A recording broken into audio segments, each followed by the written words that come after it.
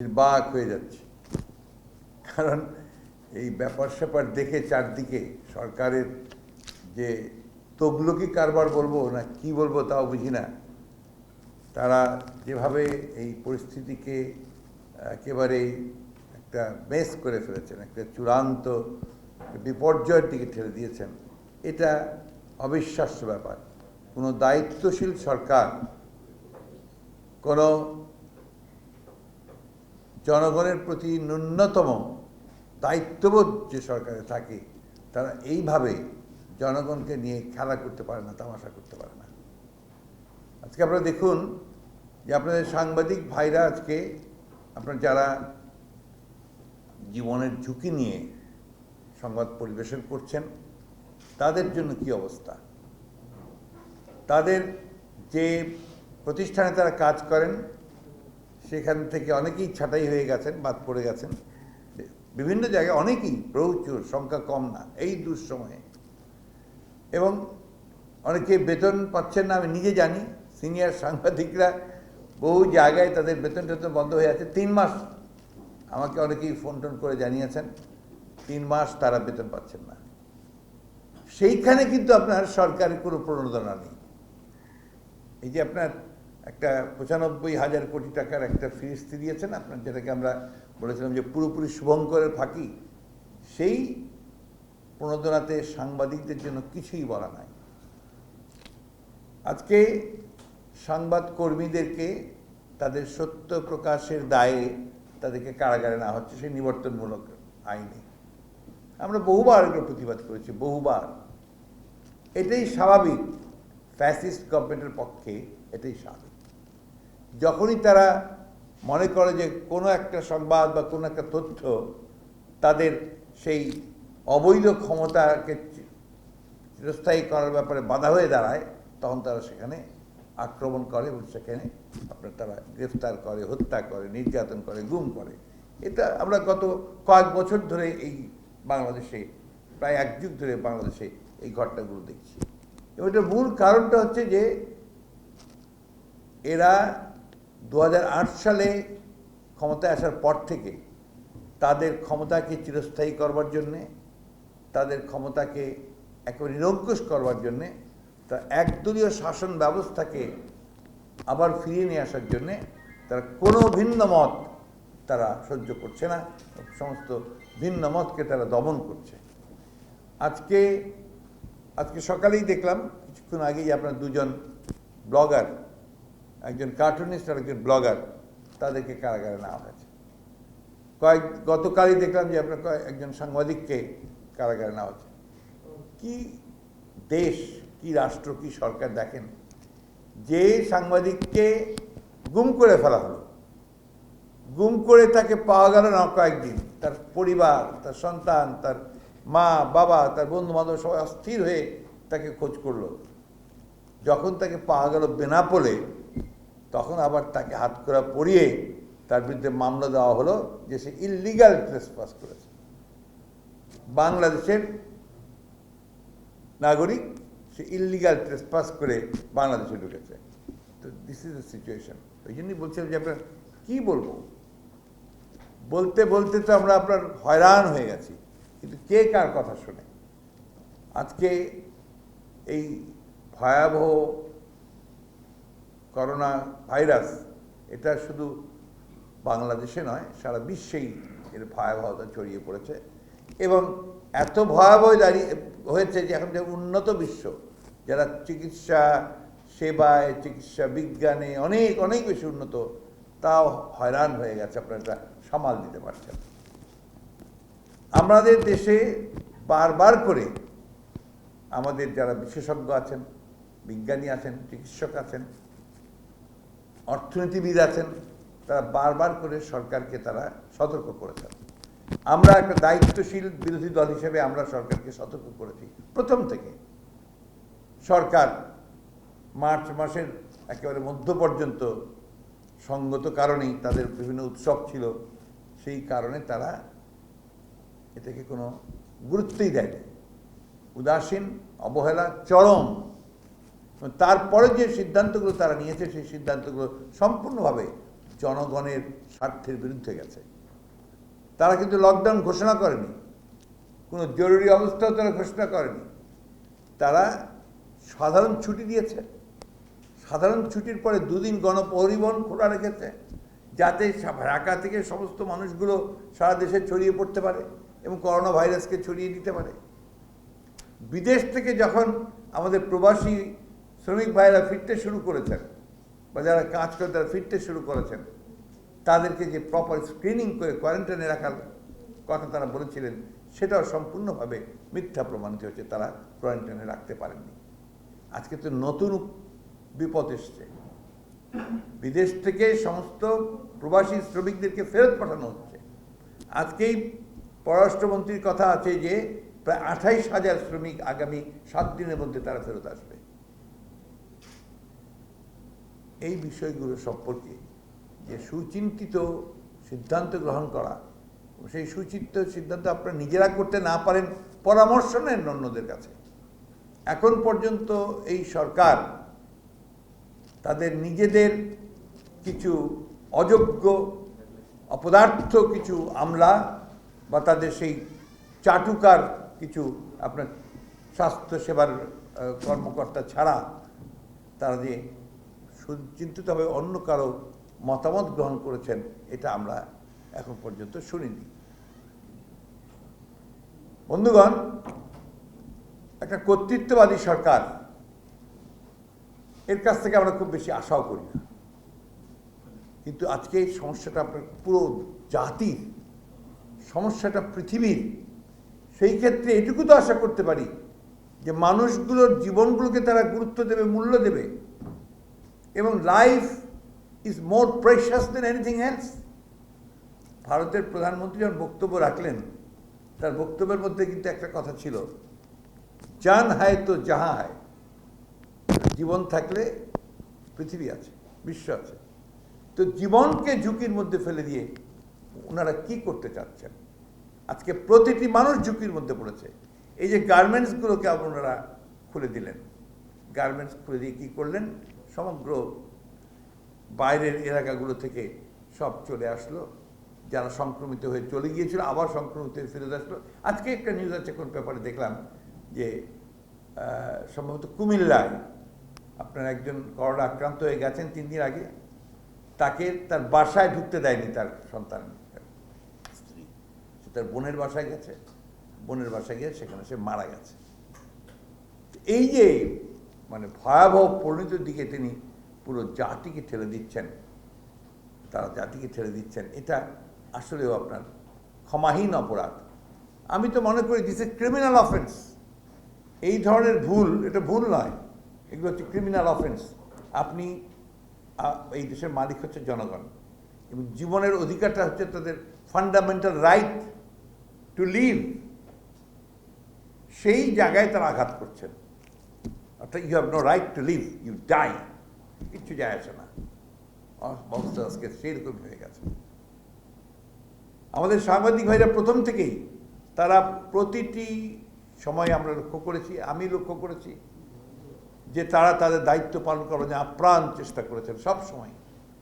কিন্তু দুর্ভাগ্য আমাদের যে রাষ্ট্র ব্যবস্থা, গণমাধ্যমের যে আপনার মালিকানা ব্যবস্থা, সেই ব্যবস্থার মধ্যে এমন একটা আপনার ইকুয়েশন তৈরি হয়েছে যে ব্যবসা থাকবে না, সব তার বিগ হাউসগুলোতে চলে গেছে। ব্যবসা থাকবে না, ব্যবসা হবে না, ব্যাংক লোন পাওয়া যাবে না,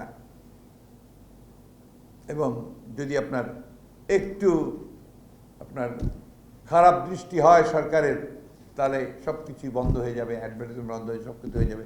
আমাদের স্বনামধন্য যারা সম্পাদক পত্রিকার, তাদের বিরুদ্ধে অনেক মামলা হয়েছে, অনেক।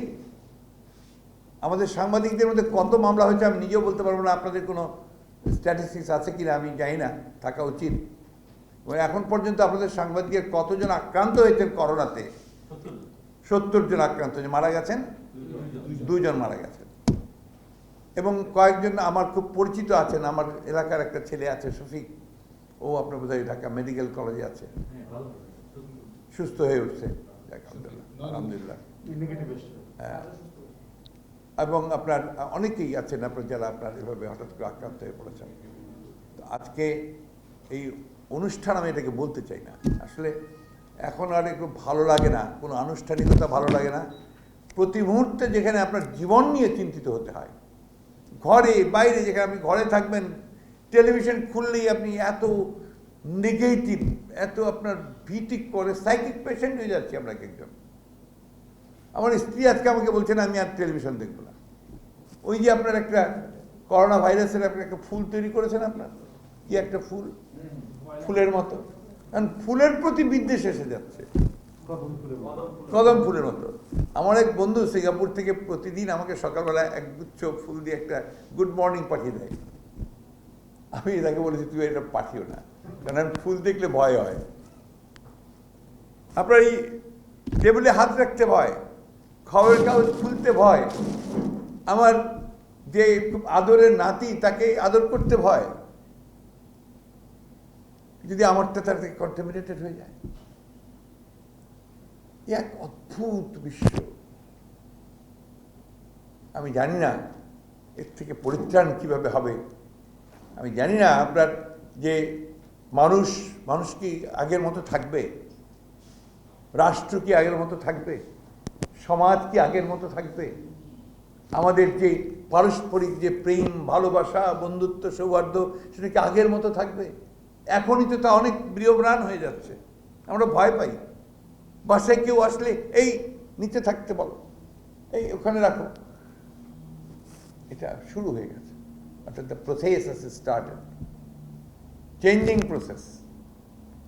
কথাগুলো আমার না, কথাগুলো কিন্তু অনেক আপনার যারা দার্শনিক, যারা চিন্তা করছেন, যারা অত্যন্ত সুদূর প্রসারী রাজনীতিবিদ, তারা বলছেন। আমি কয়েকদিন আগে বলেছিলাম আপনাদেরকে, আমি যেদিন আমাদের প্যাকেজটা ডিক্লেয়ার করি সেদিন আপনাদের বলেছিলাম যে হেনরি কিসিঞ্জার সেই তার একটা পোস্টে বলছে the world will not be the same after this corona virus. তাই মানুষের চিন্তা বদলাচ্ছে, রাষ্ট্র চিন্তা বদলাচ্ছে, পরিবারের চিন্তা বদলাচ্ছে, বদলে যাচ্ছে। কি হবে জানি না, আমরা কেউই জানি না, বাট থিংস আর চেঞ্জিং।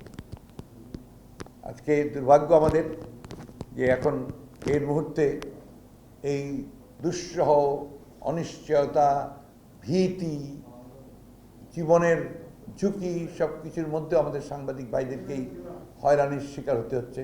তাদেরকে কারাগারে পাঠানো হচ্ছে, আপনার তাদের চাকরিচ্যুত করা হচ্ছে। আমি তীব্র নিন্দা জানাচ্ছি এবং অবিলম্বে চাকরিচ্যুত সাংবাদিক ভাইদের চাকরি ফেরত দেওয়ার জন্য বলছি। এবং তাদের বেতন, গার্মেন্টসের শ্রমিকরা রাস্তায় বেরোতে পারে, তাদের বেতন না পেলে 3 মাসে, সাংবাদিক ভাইরা কিন্তু রাস্তায় বেরোতে পারছেন না, 3 মাসে বেতন নেই। কেন? সরকারের এত আপনার যে সাকসেসফুল গভর্নমেন্ট, এত রেভিনিউ ওয়ার্নিং, সেগুলোর থেকে কি এর জন্য আলাদা করে একটা বরাদ্দ দেওয়া যায় না যে এইটাকে বেতনের জন্য দেওয়া হবে, ভাতা দেওয়া হবে? বিশেষ ভাতা দেওয়ার জন্য বলেছিলাম আমরা, ভাতা দেওয়া যাবে। আমাদের আওয়ামী লীগের সাধারণ সম্পাদক সাহেব অত্যন্ত সুবেশী এবং টিপটপ জেন্টলম্যান, তিনি সুযোগ পেলেই বিএনপিকে আক্রমণ করেন এবং আক্রমণ করেন তার খুব সুন্দর সুললিত ভাষায় তিনি সেই আক্রমণগুলো করেন।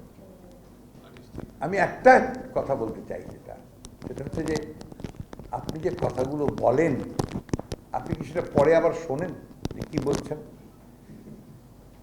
শোনা উচিত এই জন্যে যে তাহলে আপনি নিজেই বুঝবেন যে জনগণ আপনার কথাগুলো বিশ্বাস করছে না, তাহলে নিজেই বুঝবেন যে এই কথাগুলো সঠিক নয়। আজকে সরকারের তরফ থেকে যে আক্রান্ত এবং অসুস্থ, সুস্থ এবং মৃত্যুর যে ইনফরমেশন, ডেটাগুলো দেওয়া হচ্ছে, আমার তো মনে হয় না বাংলাদেশের কোনো মানুষ তা বিশ্বাস করে। এটা বিজ্ঞানের কথা। সংক্রমণ যখন একখানে বাড়ছে, উপর দিকে যাচ্ছে, তখন মৃত্যু 2, 3, 4 এসে পৌঁছাচ্ছে। অথচ সেই দিনই আমরা আপনার ঢাকা মেডিকেল কলেজের ডাইরেক্টর তিনি বলছেন যে আমার এখানে 31 জন মারা গেছেন, কয়েকজন একদম চূড়ান্ত মানে ডায়াগনোসিস হয়েছে করোনা, বাকিদেরটা আমরা এখন পর্যন্ত টেস্ট করিনি। এবং আমাদের কাছে ইনফরমেশন হচ্ছে যে টেস্ট করা হয় না, নির্দেশটা হচ্ছে টেস্ট করতে না দেওয়া। তো do you call it the government? একে সরকার বলবেন আপনারা, যাদের এতটুকু দায়িত্ববোধ নেই, যারা এই চরম দুর্দিনেও জনগণকে সঠিক তথ্য দিচ্ছে না, বিভ্রান্ত করছে, জনগণকে প্রতারণা করছে, এটা ক্রিমিনাল অফিসার আমি কি বলবো? আজকে প্রশ্নটা হচ্ছে জীবনের প্রশ্ন, হচ্ছে nothing is more precious than life. আর এনারা খুলে দিয়েছেন শপিং মল, কেন? ঈদের বাজার করতে হবে। আর আছে যে না, ইকোনমিকে চালু রাখতে হবে। এতদিন কি করলেন? এই যে মধ্য আয়ের দেশে চলে গেলেন, ইকোনমি আপনার role model in the world, সেখানে আপনি কি করেছেন? কেন এই ইকোনমিকে ধারণ করবার শক্তি এখন পর্যন্ত এই ইকোনমি তৈরি হয়? কারণ আপনারা পুরোটাই মিথ্যা কথা বলে এসছেন, মানুষকে প্রতারণা করেছেন, ভুল বুঝিয়েছেন। আমরা খুব পরিষ্কারভাবে বলতে চাই যে আপনারা ব্যর্থ হয়েছেন। রাষ্ট্র পরিচালনায় যখন মানে আপনার স্বাভাবিক সময়ে আপনারা ব্যর্থ হয়েছেন, আজকে যখন যুদ্ধাবস্থা বলা যেতে পারে, যখন চরম দুর্যোগ, মহামারী, সেই সময় আপনারা রাষ্ট্র পরিচালনায় ব্যর্থ হচ্ছেন। আমরা যখন সহযোগিতার হাত বাড়িয়ে দিয়েছি, তখন আপনারা সেটা নাকচ করে দিয়ে বলেছেন যে কোনো দরকার নেই। আর যখন আপনারা উল্টো বলেন যে বিএনপি কী করছে, বিএনপি একটা প্যাকেজ দিয়েছিল, যে প্যাকেজটা আমরা মনে করি যে অত্যন্ত বাস্তবসম্মত প্যাকেজ, ইকোনমিক প্যাকেজ। আমরা এই যে আপনারা এখানে আসলেন, দেখলেন যে রাস্তার ধারে ফুটপাতের মধ্যে বুভুক্ষ মানুষ, ক্ষুধার্ত মানুষ, পুরুষ, মহিলা, বৃদ্ধ, শিশু, তারা সব বসে আছে। অনেকে আছেন হাত পাততে পারেন না, যার জন্য এভাবে বসে আছেন। তাদের চেহারা দিকে দেখলেই বুঝবেন যেটা না খেয়ে আছে। এদের জন্য আমরা বলেছিলাম এদেরকে আলাদাভাবে তাদেরকে বরাদ্দ করা হোক, তাদেরকে টাকা দেওয়া হোক, এবং সেটা সেনাবাহিনীর মাধ্যমে আমরা সেটাকে বিতরণের কথা বলেছিলাম। একটা স্টেটের পক্ষে খুব কঠিন না, তার স্টেট মেকানিজম আছে, সেই মেকানিজমের মাধ্যমে সে একেবারে তৃণমূল পর্যায়ের একেবারে আপনার সেই রিমোট এলাকাতেও সে পৌঁছাতে পারে। ইট ইজ পসিবল, যদি আপনি চালাতে জানেন যে how to run a government, তাহলেই আপনি সেটা পারবেন। যদি না, আপনি শুধু লুট করবেন, এখান থেকে সবাই লুট করে নিয়ে যাবে, ব্যাংকের ৭৭,০০০ কোটি টাকা ব্যাংকের মাধ্যমে দেবেন, ৭৭,০০০ কোটি টাকা তো লুটে চলে যাবে বাইরে, গেছে এর আগে, এবং তাদের কাউকেই আপনারা ধরতে পারেন নাই। স্টক মার্কেট লুট হয়েছে, এবং তাদের সঙ্গে নাম যাদের এসছে তারা আপনাদের উপদেষ্টা, মন্ত্রী হয়ে গেছেন, তাদেরকে আপনি কেউ টাচ করতে পারেন। আজকে ব্যাংক থেকে ব্যাংকে লুটপাট, ক্যাসিনো লুটপাট, ক্যাসিনো, এগুলো তো প্রকাশ হয়েছে। হাসপাতালের মধ্যে যে অব্যবস্থা, স্বাস্থ্য ব্যবস্থার মধ্যে যে অব্যবস্থা, এগুলো কল্পনাও করা যায় না। আমরা অনেকেই বলছেন, আপনারা যে কোনো হাসপাতালে যান, আপনারা যান, গিয়ে দেখবেন যে কী পরিস্থিতি সেখানে। ডাক্তার নেই, নার্স নেই। ইতিমধ্যে কিন্তু নার্স অনেক বেশি আপনার এফেক্টেড হয়ে গেছে। আমি একটা লিস্ট পেলাম এখনই কিছুক্ষণ আগে, বহু প্রায় চিকিৎসকরা হচ্ছেন। আমারই একজন অত্যন্ত ক্লোজ ডাক্তার, অল্প বয়সের মহিলা, অ্যাপোলোতে, হি হ্যাজ বিন এফেক্টেড, তার 2 বাচ্চা আছে। পরিস্থিতিটা চিন্তা করেন। তো এই অবস্থার মধ্যে আমরা সবাই আছি। এর মধ্যে আমরা আশা করেছিলাম যে সরকার অন্তত এই সুযোগটা নিতে পারে, সকলকে সঙ্গে নিয়ে, সকলের পরামর্শ নিয়ে। আমরা আমাদের কথা শুধু বলিনি, তাহলে ঠিক আছে রাজনৈতিক দলের, বিরোধী দলের নেবেন না, ঠিক আছে, অন্তত অন্য যারা আপনার বিশেষজ্ঞ আছেন, অর্থনীতিবিদ আছেন, প্রখ্যাত অর্থনীতিবিদ, তাদের সঙ্গে পরামর্শ করেও তো কিছুটা ব্যবস্থা নিতে পারেন। যারা বিশেষজ্ঞ আছেন, একটা আপনার টেকনিক্যাল কমিটি করেছে হেলথ সম্পর্কে, দেখেছেন আপনারা, সেই টেকনিক্যাল কমিটিতে অনেক নাম করা বিশেষজ্ঞদেরকে বাদ দিয়েছেন, এবং যারা এই মহামারী সংক্রান্ত বিশেষজ্ঞ, তাদেরকে আপনারা সেখানে রাখেননি, সব দলীয় লোকদের রেখেছেন।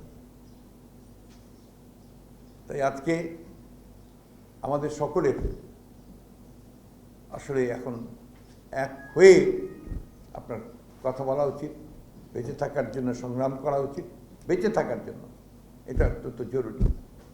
আর আমি আজকের আপনাদের এই সভা থেকে আমি আহ্বান জানাবো সংবাদ মাধ্যমের যারা মালিক আছেন তারা দয়া করে সংবাদকর্মীদেরকে তাদের বেতন পরিশোধ করবেন, একবারে পুরোটা চাকরিচ্যুত করবেন না এই দুর্দিনে, এবং তাদের প্রতি সহানুভূতি করবেন। সরকারের প্রতি খুব পরিষ্কার আহ্বান যে অবিলম্বে সকল গ্রেফতারকৃত সাংবাদিকদের মুক্তি দিন, এবং একই সঙ্গে আরেকটি যে আমি এর আগেও আমি করেছিলাম যে রাজনৈতিক কারণে যারা কারাগারে আছেন, যাদেরকে দণ্ড দেওয়া হয়েছে, তাদেরকে মুক্তি দিন। এটা বারবার করে আমরা বলেছি, এবং লঘুদণ্ড যারা আছে তাদেরকেও মুক্তি দিন, কারণ কারাগারে এফেক্টেড হচ্ছে, অলরেডি এফেক্টেড হয়ে গেছে। তাই আমি অনুরোধ করব যে আজকে আসুন, সাংবাদিক ভাইদেরকে বোনদেরকে অনুরোধ করব যে আপনারা যে লড়াই লড়ছেন, যে সত্য কথা বলার জন্য যে আপনারা ঝুঁকি নিচ্ছেন, এটাকে আরও ঐক্যবদ্ধভাবে কিন্তু আপনাদের দাবিগুলোকে বলা দরকার। আমি খুব ব্যথিত হয়েছি যে আপনাদের সমস্যাগুলো নিয়ে কিন্তু আপনারা এখন পর্যন্ত ঐক্যবদ্ধ হয়ে এখন পর্যন্ত কোনো কথা বলেননি। কয়েকদিন আগে দেখলাম আপনাদের একজন অ্যাডভাইজার, যিনি এখন অ্যাডভাইজার, আপনাদের নেতা, তিনি কোন দাবি নিয়ে গিয়েছিলেন, পরে সেটাকে প্রত্যাহার করেছেন। তো আমাদের আল্লাহর কাছে আমাদের এই প্রার্থনা যে আমাদেরকে ভয়াবহ মহামারী থেকে তিনি আমাদেরকে মুক্তি দিন এবং আপনারা আমাদেরকে রক্ষা করুন। আর ধন্যবাদ জানাতে চাই, আমাদের কৃতজ্ঞতা জানাতে চাই আমাদের ভারপ্রাপ্ত চেয়ারম্যান মহোদয়কে, যে তিনি কিন্তু প্রথম থেকেই এই দুস্থ মানুষের পাশে দাঁড়িয়েছেন। প্রথম থেকেই একেবারে আমাদের নির্দেশ, পার্টির প্রতি নির্দেশ আছে যে যেভাবে পারো যতটুকু পারো গিয়ে মানুষের পাশে দাঁড়ানো। তিনি সাংবাদিকদের পাশে এসে দাঁড়িয়েছেন। তিনি এই পিপিই এবং অন্যান্য সহযোগিতার মধ্য দিয়ে সীমিত স্বার্থের মধ্যে, আপনি তো বোঝেন বিরোধী দল আমাদের পক্ষে অনেক কিছুই এখন লিমিটেড, আমরা করতে পারি না। তারপর আমাদের ইচ্ছে আছে, আমরা চেষ্টা করছি, আমাদের সর্বশক্তি দিয়ে আমরা আপনাদের পাশে আছি, আমরা থাকবো ইনশাআল্লাহ। আপনাদের সকলকে অনেক ধন্যবাদ। আসসালামু আলাইকুম।